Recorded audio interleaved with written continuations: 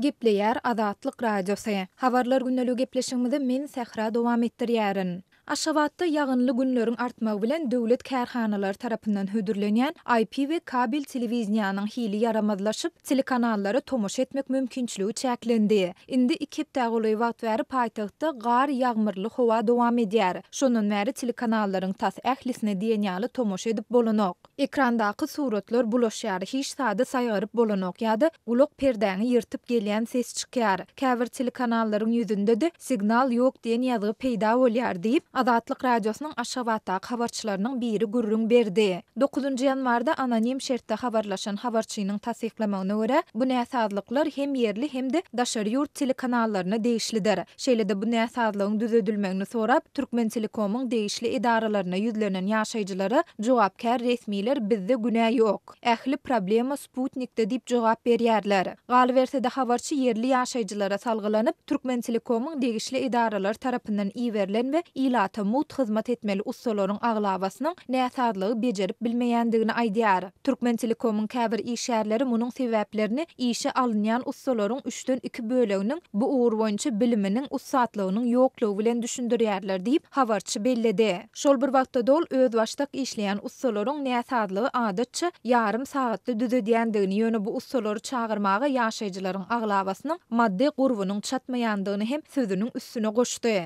Bu ustalar bir ýedek gelen üçin 80 manat tölek soraýarlar. Galy berse-de telekanallary düzetdireninden 4-5 gün soňra howa yaramazlaşsa ustany gaýtadan çağırmaly bolýar diýip habarçy gurrun berdi. Türkmenistanda döwlet kärhanalary tarapyndan hödürlenýän IP we kabel telewizion hyzmatlarynyň ilata hödürlenip başlananyna indi 10 ýyl çemesi wagt boldy. Mundan 5 ýyl çemesi ozal Aşgabatda çanak antennalaryň köpçülikliğin sökülüp aýrylmagy bilen ýaşaýjylaryň tasy ählisi diýenýaly bu hyzmatlardan peýdalanyp başlady. Şondan bäri döwlet kärhanalary tarapyndan hödürlenýän IP we kabel telewizion hyzmatlary ýurduň ilaty üçin daşary ýurt telekanallaryny tomoşa etmegiň ýeke-täk usullarynyň biri bolup galýar. Türkmenistanly ýaşaýjylaryň we synçylaryň ençemesi telekanallary tomoşa etmek boýunça näsazlyklaryň Türkmenistanyň türkmenälim emeli hemrasynyň kosmosa uçurlany bäri tomos we gyş aýlarynda her ýyl gaýtalanýandygyny aýdýarlar. Azatlyk Radiosu ýurduň paýtagtynda we vilayetlerinde merkezleşdirilen kabel telewizionynyň kadaly işlemeýändigi barada wagtal habar berip gelýär. 2015-nji ýylyň 27 aprelinde Türkmenistanyň türkmenälim 52 emeli hemrasy Falcon 9 raketa götürjü tarapyndan